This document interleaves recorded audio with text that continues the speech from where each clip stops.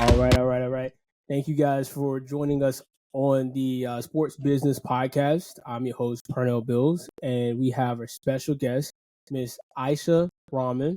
She's in baseball operations for the Tampa Bay Rays, and she has given me, a true blessing to be on our show, give you guys a true insight into what it is a day in the life of being in baseball operations. So again, thank you so much for joining on to the episode. No, thank you for having me. I'm very excited to do this. Appreciate it. One of the questions I do have is that you went to USC, a very prestigious university, and you majored in human biology, hmm but you're in baseball operations. Where did you pivot at? I didn't pivot till after I graduated, actually. So I am originally from New Jersey, went all the way to California to go to USC. And from when I was little, I wanted to be a doctor. So I was pre-med at USC, graduated pre-med. I worked for my baseball team all 4 years that I was there. But the whole time I was thinking, like, this is just a college job and I will eventually, I'll eventually take the MCAT, apply for med school, and follow the path that I've had since I was little. And then after I graduated, I still was like, okay, that's the path. I'm going to study, take another year until this cycle, then apply, take the MCAT, apply for med school and all of that. And it was during that first year after I graduated, actually the first couple months, where I needed money, which was the main reason that I worked for our baseball team in college, where I needed money. So I applied for a bunch of different positions, both in science, well, mainly in science, actually. And the one sports job that I applied for was at a baseball agency. And I got that job. And then after being there for probably like a month, I realized that the main reason that I wanted to be a doctor and that I was a human bio major, and that's why I got my degree in, was so that I could help people. And I realized working at the agency that there's a lot of players who need help, a lot of players whose parents don't really know what to do because they're young kids coming into a lot of money, and that there was a way to help people in sports as well. So that's when I That's a great reason to pivot. I actually kind of ran through the same situation. Right now I do logistics, but kind of had the same thought. Wanted to go into sports originally, but then I was like, I don't know if they make a lot of money. I don't know how to get into the agency. I don't even know how to get into a sports job. pivoted. Let me do logistics and see how this works out. And lo and behold, logistics got me into the sports department. So it definitely turns out to be a great move. When you was at USC, what were some of those challenges when you first got started as, baseball operations? What was those challenges that you had, especially balancing your the course.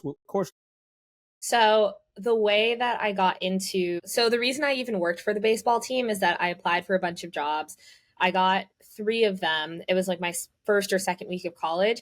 And the baseball job said that I could do my homework on the job because originally I was just supposed to do laundry for the baseball team. And then after doing that for a few months, I was interested in doing what some of the other managers were doing, which was actually being at the games and tagging the games. So basically on the computer saying what was happening with each play or with every pitch thrown. And normally you'd probably think I had far less time when I started doing that because obviously I'd have to be there for all of the games. But it worked out that all of the all of the science buildings at USC are right next to the baseball stadium. So I would just go to the stadium between classes. If I had an hour or half an hour, I would just hang out, had my own little family with the coaches and the director of baseball ops and the assistant director of baseball ops at the time. And so just being there, being comfortable, I could study there if I wanted. I remember senior year studying for my final exams there. I could just hang out, I could relax. They had snacks. So it was actually a lot easier to manage my course load than you'd think, just because it was almost like a second home. And they were also very understanding that this was a job, but I was there for school. Gotcha. Okay. And so after USC, right, and then you go and work for a sports agency. I mean, most kids are dying to get into a sports agency just to jump into it, but you threw a cast of the net, and the job from college opens the door for a sports agency. Was there anything in the agency that made it difficult for you starting off compared to actually working for an actual sports team? I think what was difficult was that at that time, since that was my first professional baseball job, I didn't know what direction I wanted to go in. So to me, like the sports world was basically like become an agent. The agents are the good guys, the team is the bad guy, you're protecting the players, which funnily enough, like for teams, they're like also trying to protect the players occasionally. We don't really see it that way, but like some teams see it as the agent being the bad guy because they're like working against the players' interests at times for money. So for me, I think the biggest hurdle was that my world was just working at a baseball agency and I couldn't see a path that wasn't that. And when you left the agency, were you hoping to get another sports job, or were you hoping to go back into the medical field? I was full steam ahead on sports. I was trying to get another sports job. So that was my main focus after that experience. And I worked at Lululemon right after the agency. And then while I was working at MLB, so I worked there for a year and a half. And it's because someone who I worked with at the agency also worked part time at Lululemon and said that's a good way to get used to talking to players and like getting people to trust you in a very short amount of time. So if people are trying to find ways to work on their interpersonal skills, I definitely recommend working in retail because that was a great way for me to get used to talking to people who I didn't know. And we had a lot of athletes that came into Lululemon and a lot of players that I recognized and I could talk to about baseball. So your networking skills are phenomenal. I think that actually came from USC more than anything. That's something that they always talk about, the Trojan family and how you had a network. And like the business school, I know they were definitely about that. And with human bio, it wasn't as much of a thing, but my roommate for 3 years was in the business school. So she'd always talk about it and it kind of stuck with me all throughout my career. And even now, next week, I'm heading to winter meetings and it's all about like seeing all my friends from different teams, but also networking, meeting new people, and then meeting all the people who are applying for jobs too, because it's important for me to have connections with them because for all I know, one of them's going to be a GM one day or a coach or who knows what. That brings up the topic of, I saw that you had gone to the Black Business Symposium in Atlanta, Georgia. I actually went in 2023, and Oh, it was a showstopper. Got to meet Rich Paul, which was phenomenal. Met a whole bunch of lawyers, and it was just crazy. And again, networking was the main thing there. What did you get from that experience that has helped you today? So I loved that. I went in 2022 and 23, so I guess we just missed each other. But I loved it because I think a lot of times when you're working in a specific sport, you only think of how you do things within your own sport.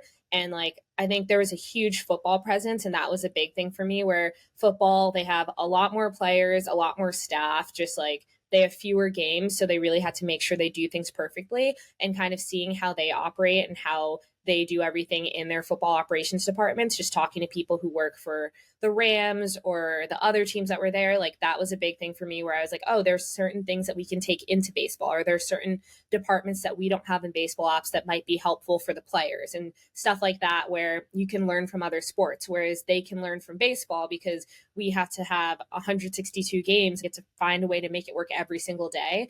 And so when they have quick turnarounds where you have like Sunday night football and then Thursday night football, so you're on short rest, like they could probably get things from how we take care of our players and how we go about things. When it comes down to it, like for the Tampa Bay Rays or working in MLB, you just mentioned a lot of games, and that turnaround, it is unbelievable. How do you guys manage that on a day-to-day basis? I guess baseball is all I've ever known, so for me that's not crazy. Like in college, I would have a Tuesday game that I would travel to with the team. And then if we had an away game over the weekend, then we would leave on Thursday afternoon, probably around noon. And I wouldn't come back till Sunday, like midnight or 2 a.m. So really, I was only at school Monday and Wednesday. So I'm used to just kind of constantly being on a go and like baseball being the focus. And I think in the professional season is obviously a lot longer than the college season. But something that someone in hockey actually said to me was that he used to always hope they'd have a back-to-back game because when things didn't go well, you could make up for it right away the next day. And that was a good way to shift my mindset. Instead of it being like, oh my gosh, there's so many games, it's like, okay, things didn't go our way yesterday, we have the opportunity to do better today. Or things went well today, like let's double that and have things go twice as well tomorrow. Baseball is such a demanding field, and again, like things may not go right this day, and it can turn around and have a good day the next day, are you guys like when you're in there after the game and let's say it's not going well, but the next day, are there like pep talks that you guys do in your operations teams like, yo, we got next tomorrow, we got this? Is there anything of that nature going on for you and your team? I think just throughout the day in the office, we'll talk about like what to expect and like we'll kind of find little things that we can pick out where it's like, oh, well, we're going to do well because it's this pitcher tonight, or we historically do well against this, or the weather's this way, or like whatever it is, just finding little things to stay positive, even if it's a team. I think I'm fortunate that I work for a team where there's not a team where I think is like way better than us and we're not like way below anyone. So I think we feel like we can win every game, and that makes a huge difference. So just kind of staying positive, and if you win a couple or if you lose a couple games in a row, not letting that get you down because you know you can win them. That's a good way to look at it. That's a really good way to look at it.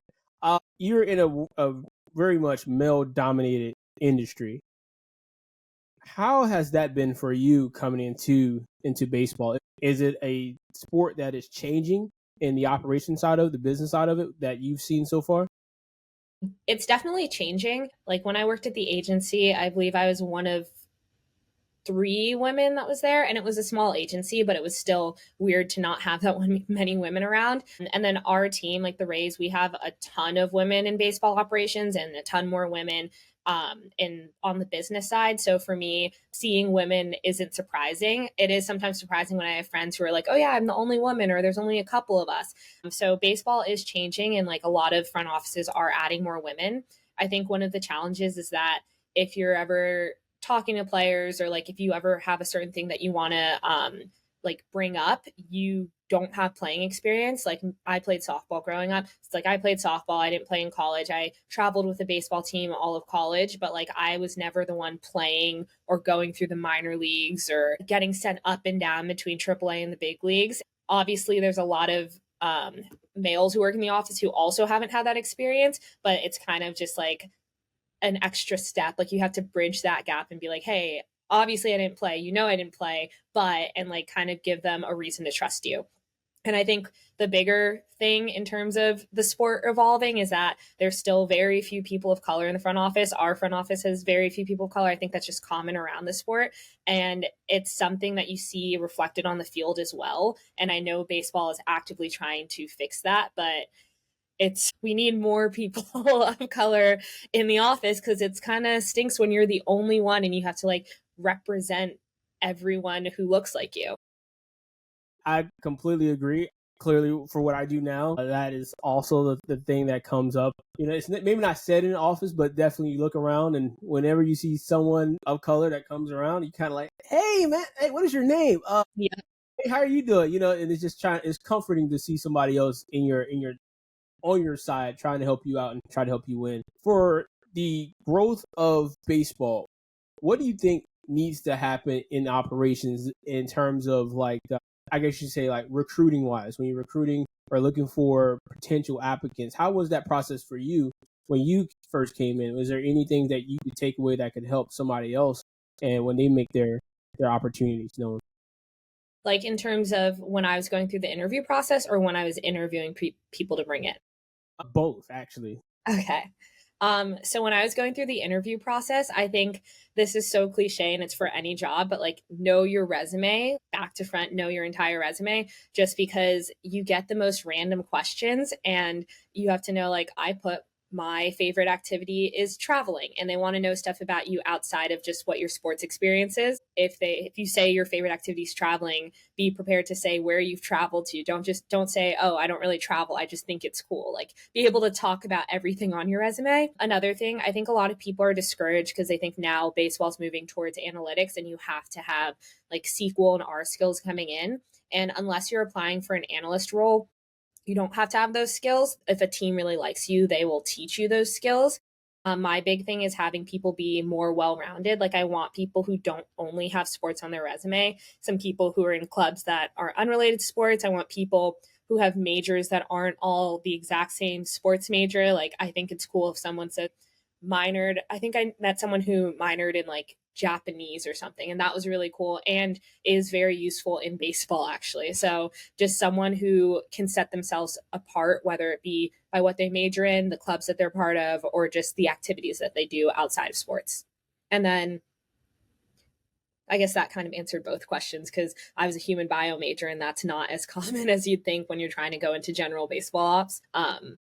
But yeah, I think just set yourself apart and know your resume. Was there anything that surprised you when you got into like the MLB baseball? Like, was there anything that like truly surprised you when you uncovered the I guess you can say like the Wizard of Oz behind the curtain? Was there anything that kind of like shocked you? I haven't really thought about that. I think something that was shocking, you talked about like sports and pay and stuff. MLB pays well, teams do not pay well until you get to a certain level. And then suddenly you're like, oh, wow, that's a lot of money. So I think that's shocking because it's not the typical progression of like getting raises and getting paid the same way in any other job. You're kind of at the mercy of your team just because like there's only 30 of your job in the league. So there aren't that many people that like there are tons of people who want to do what you can do. And so that was a little bit of a like that was a little jarring to come into sports, especially thinking my whole life that I was going to be a doctor. But at the same time, the people who are really interested, I think, in helping the players, those are the ones that stick around and that you continue to see around the sport. And they figure out ways to make it work. While you've been in baseball, has the job that you've done now and the time that you've been, has it evolved in any sort of way compared to when you first started?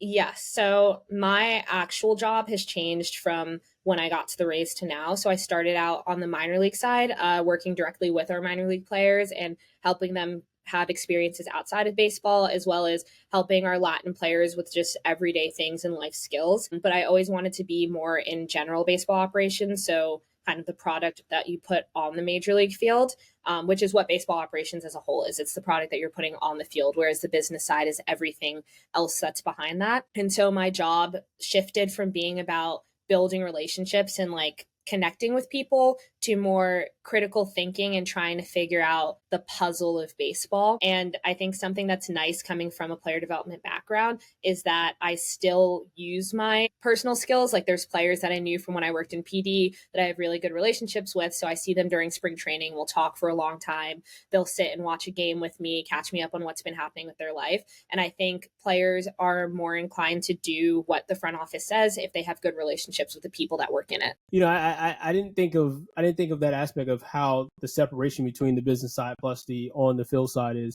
and how dramatic that might actually be. And you said that what drew you to that side again? What drew you to the on field side compared to staying in the business side of it?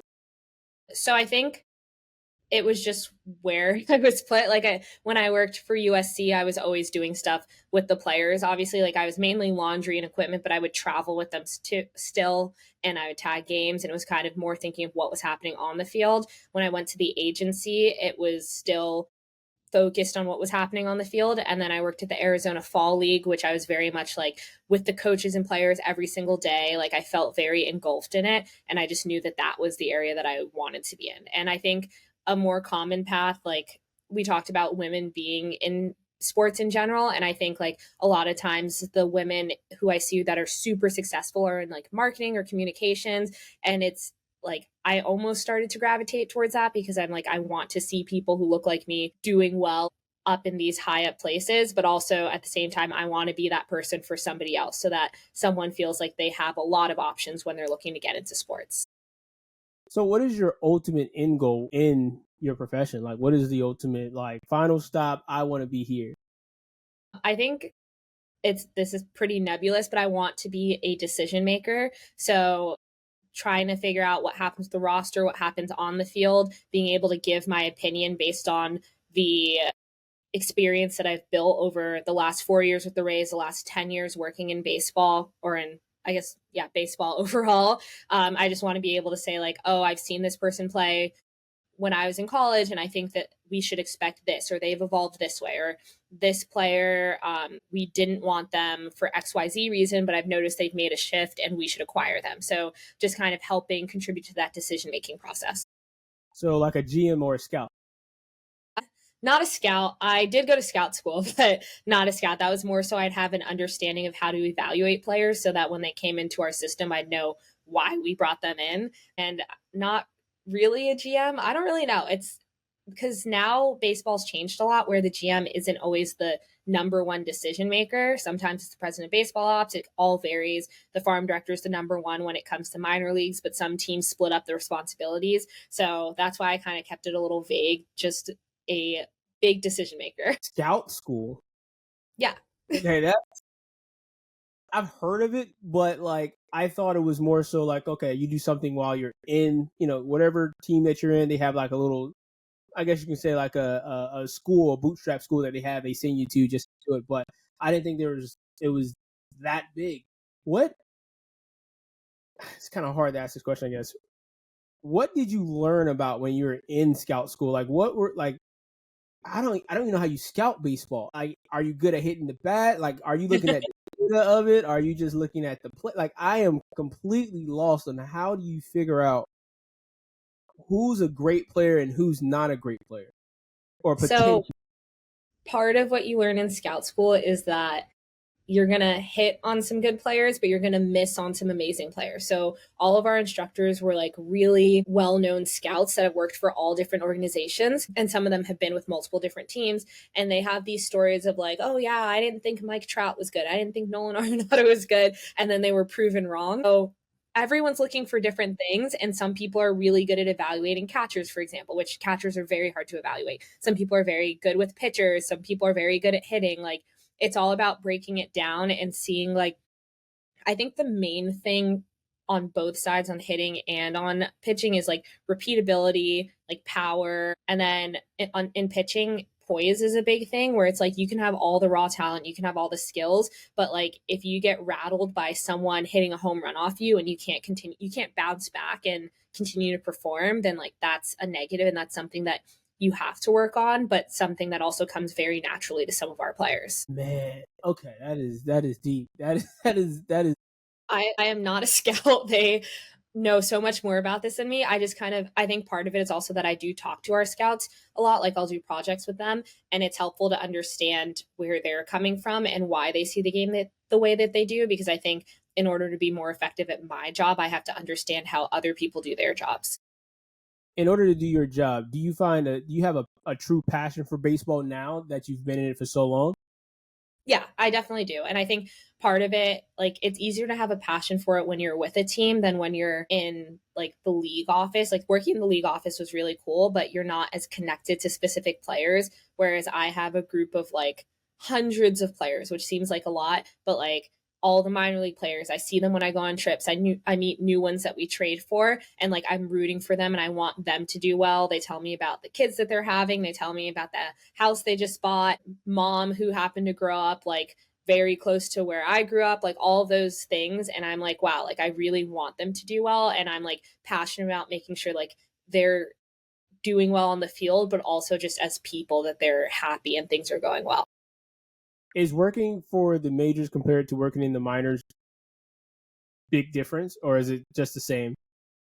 I think it is a little bit different because like in the minors, they're told like, hey, talk to Aisha if you need blah, blah, blah, and they all come to me. Whereas in the majors, they can kind of go to whoever they want. Like obviously there's certain people for certain things, but like I don't know as many of our major league players personally because I didn't go through the system with them. And so a lot of our guys, maybe not a lot of our guys, but some of our guys who are in the majors still like to talk to their coaches from the minors or the people that were in the office in the minors because they were with them for so much longer.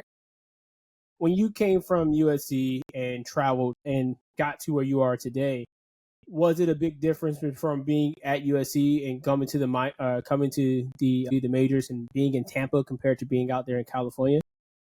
Yes, it is so much more humid in Florida, as you know. So that was a huge adjustment. I almost never got my hair braided before I moved here. And now I almost only ever have braids just because it's like that's impossible and it's one less thing that I have to worry about. So I'm like, okay, get my hair done, focus on work. But outside of the weather, I think in terms of the actual baseball, like being at USC, you see players where you're like, wow, they're really, really good. Like they're going to be a major league player because you're watching them against a bunch of other college players. But then when you see those same players drafted and put into a minor league system, you're seeing them against the best of the best in people's colleges and high schools, and you're like, oh wow, like there's a whole level of talent that I've never even been exposed to. And my junior year, I think 7 guys were drafted from USC. So I've seen very good baseball at USC, but it's just going back and watching college games, it's now so much more obvious like which guys you can see being in an organization versus which guys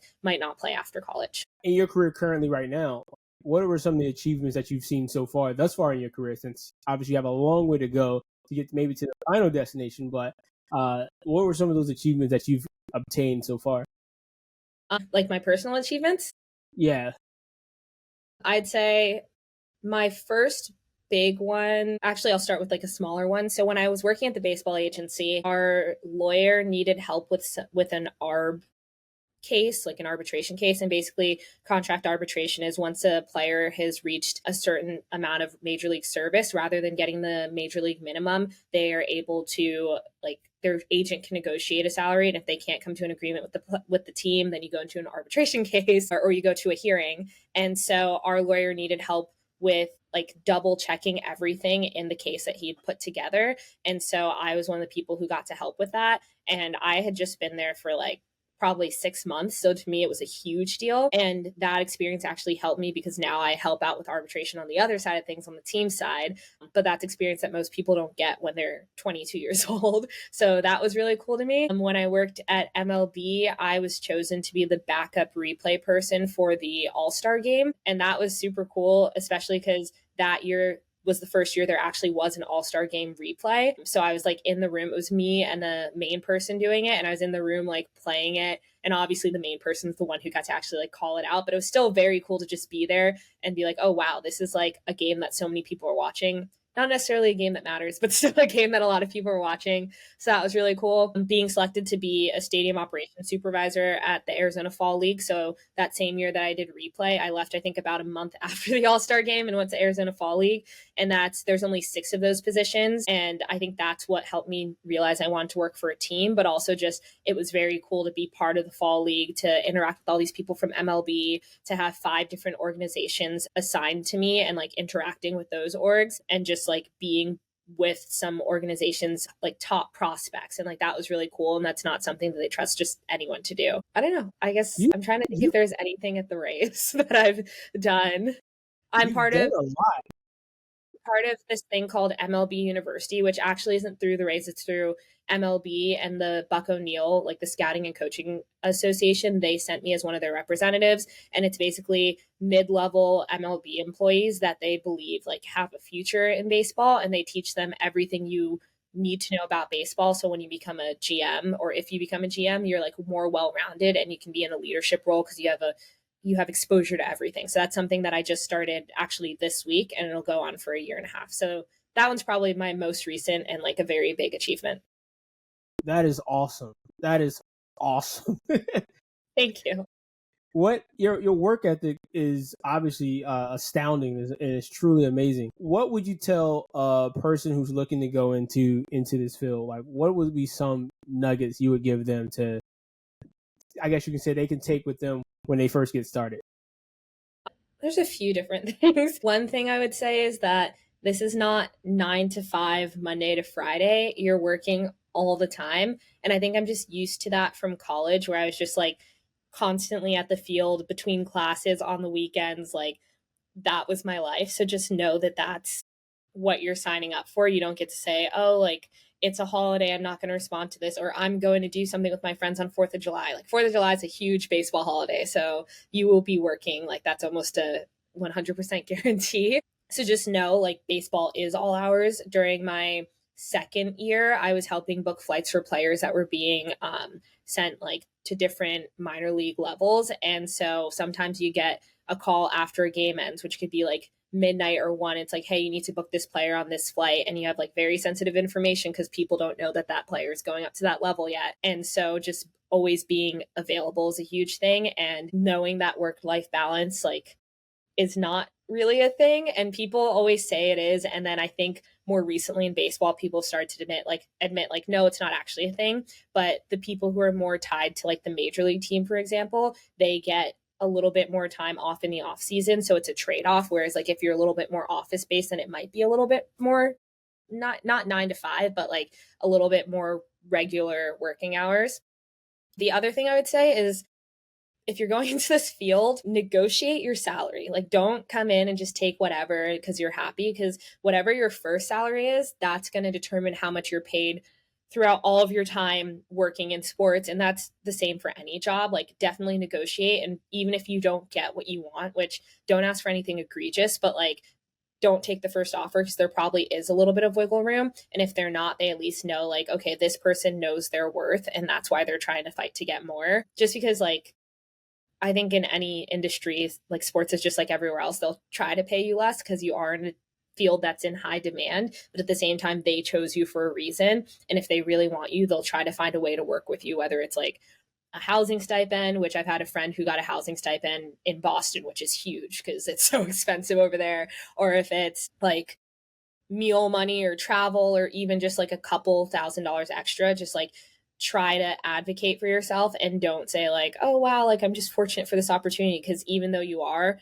they're also fortunate to have you.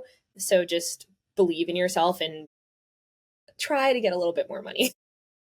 I completely agree on that one. And your statement of it's not a 9 to 5 is 100% accurate. It's very hard for me to watch the Super Bowl, the World Series, the all those things, because as soon as the game is over, I'm up for like the next like 20 hours trying to make sure every jersey or uniform is in like Walmart, Dick's Sporting I Goods. didn't even think about that. And then all the jerseys that are for the losing team, you probably got to make them look like they never existed. Yep, and got to get those back. And it's for the last few years. I mean, this past MLB has a little bit been like a little break, or this past year has been a break. But Philadelphia has been a home for the losing team for a little minute now, and so No. I and my teammate who I work with now, who's also from Philadelphia, have had the unfortunate task of getting all those Philly things and sending them back, burning them, whatever needs to be done just to make sure no one sees the light of day of what those are, no one outside of the organization. But I will say this, the shirts and stuff look amazing. It's just no one ever see it. No one else Well, ever. I grew up 45 minutes from Philly, so if you want to send some my way, I won't show them to anyone because I want to see them. I always wonder about that. Yeah, we do a lot of that destroying and sending stuff back. It's gotten to be kind of like our big thing. We call it a hot market, and I mean the moment the game is over, like I am all in. Like most people when they go into Walmart the next day, they're like, man, the jerseys and everything is in here, or the uniforms and stuff. While I'm like, man, I'm so tired. Like I can't even think about another I'm jersey or sure. uniform. So definitely work hand in hand with you guys. I love when the Rays win. I Me love it because my day is perfect. So, too. but I think we ran through actually all the questions I did have. It is great to have that insight into what baseball operations is, and as well as your role inside of the Tampa Bay Rays and that impact you're going to have with that with the team as well as with MLB overall. I guess last but not least, while being with the Tampa Bay Rays, and you say you're only 45 minutes from the Eagles, like from 45 minutes from the Eagles. Are you a Phillies fan as well? And does it like is there conflict with your fandom while you're with the Rays if you are a fan of the Phillies? So I'm a Rays fan. Um, Okay. I grew up 45 minutes from Philly, an hour from New York. So I'm in the middle, and New Jersey only has one professional team, or yeah, they have one professional team right now. They have the New Jersey Devils, and I'm not even a fan of the Devils. I'm a New York Rangers fan. So I was just kind of fortunate enough that I wasn't tied to any team.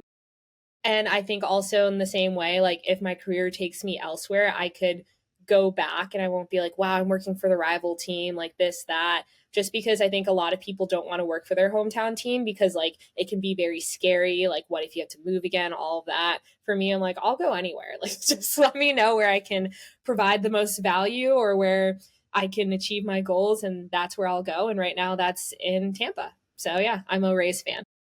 That's good. That's good. Well, I'm a Yankees fan, by the way, diehard Yankee fan. So that's just my thing. My very first sports team was the Yankees. So Wow.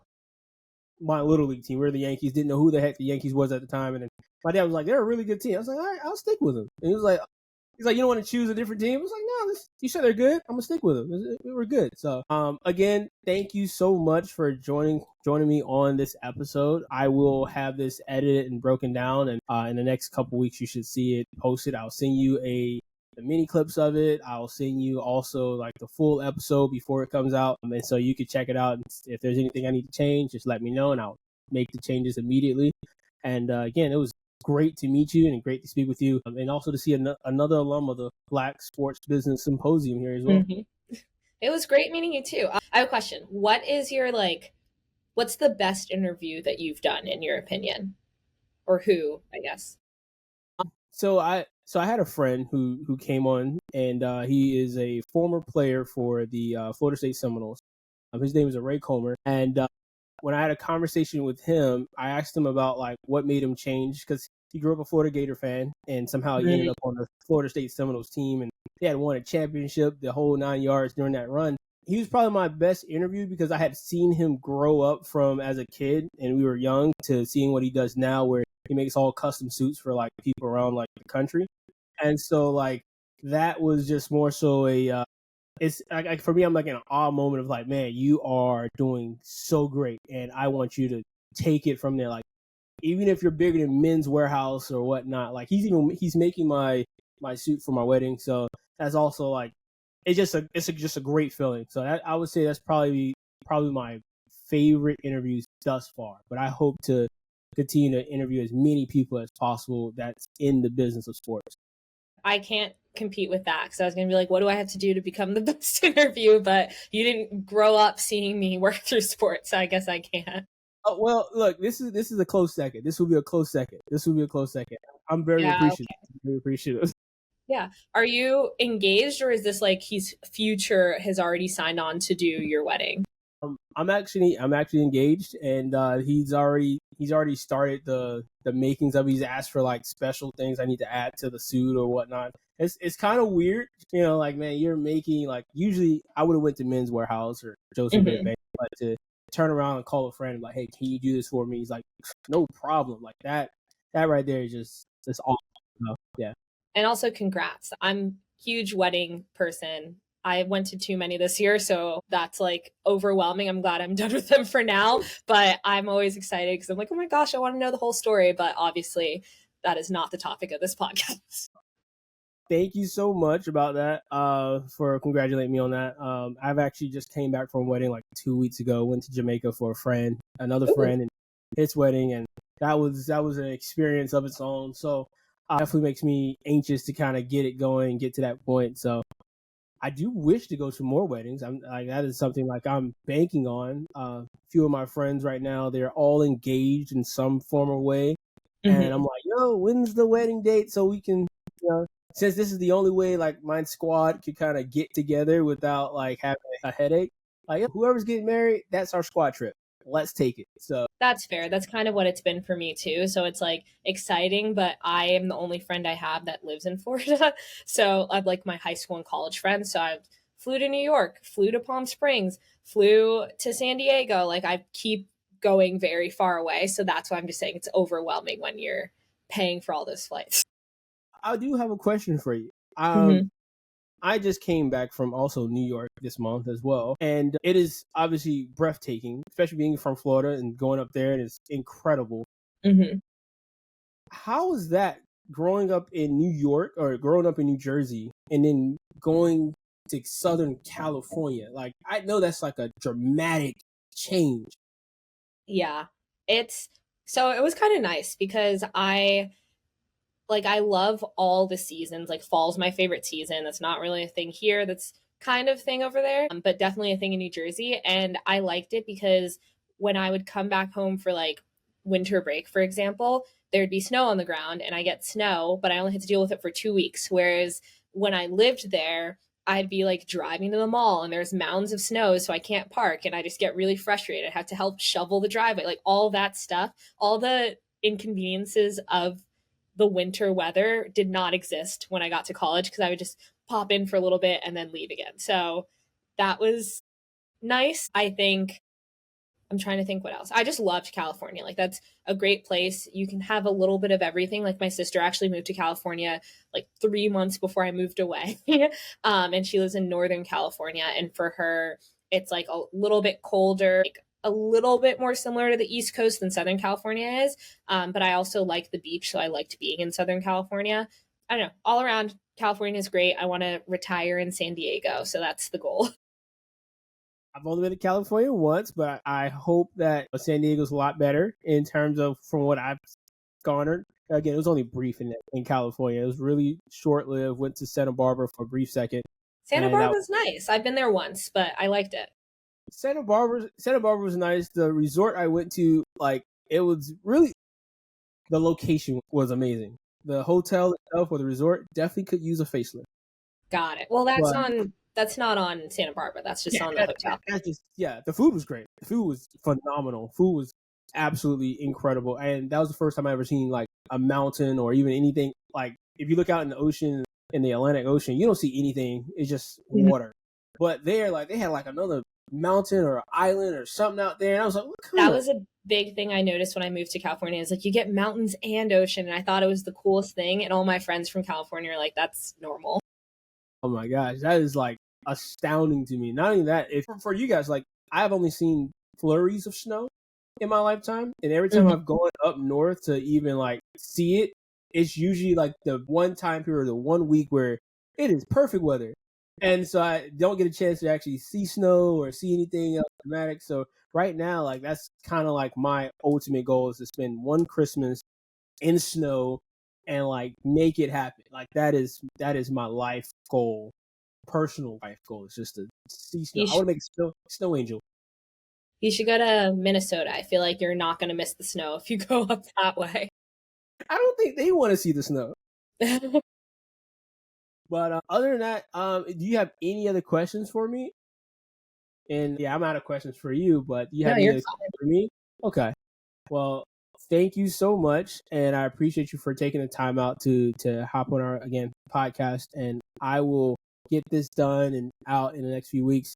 And so I will send you the link again, mini clips, everything, so you can present it as well. And I will also post some of the mini clips on LinkedIn.